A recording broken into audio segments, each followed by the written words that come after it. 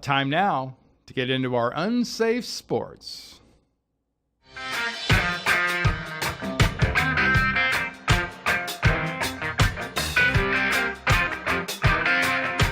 Something else happened this week. Not always a real news-crushing event. The NBA had their draft.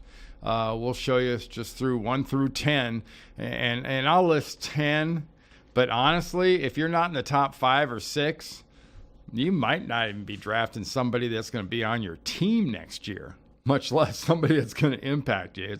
It's one of the things that makes the NBA draft so different. No surprise with Ayton going at number 1. You go down this entire list. There were a few trades in there, specifically Atlanta and Dallas, swapping out picks. Doncic goes to Dallas. And yeah, it's hard to say, was that good? Was that bad? I know everybody's got to have an opinion because God knows hot takes are where it's at. But Trae Young is now a Hawk, and Doncic is now a Mav. Mohamed Bamba, Wendell Carter, a lot of good young talent. Just keep track of these guys that start coming in here around 7 or so, 7, 8. They may indeed make their teams, and from a cost standpoint, they're really not that expensive. The NBA has done a good job of limiting their exposure in that regard. To me, I think the biggest story the last few days that's come out, Tyler Hilinski was a quarterback who had played some for Mike Leach at Washington State. He was 21 years old, and he recently committed suicide, took his own life.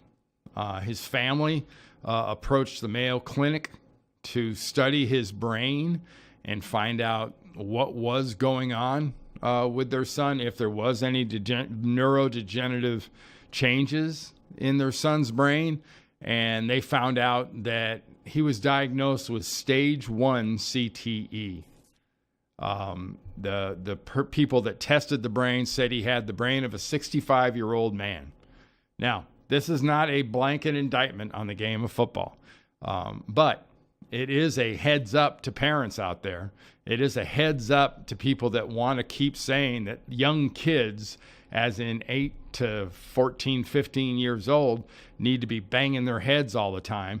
They really don't. Is football the cause of this?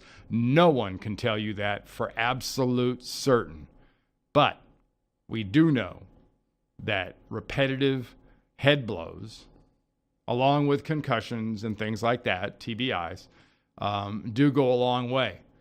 There's a whole chain of these neurodegenerative diseases, whether it's CTE, Alzheimer's, dementia, Parkinson's, go down the list.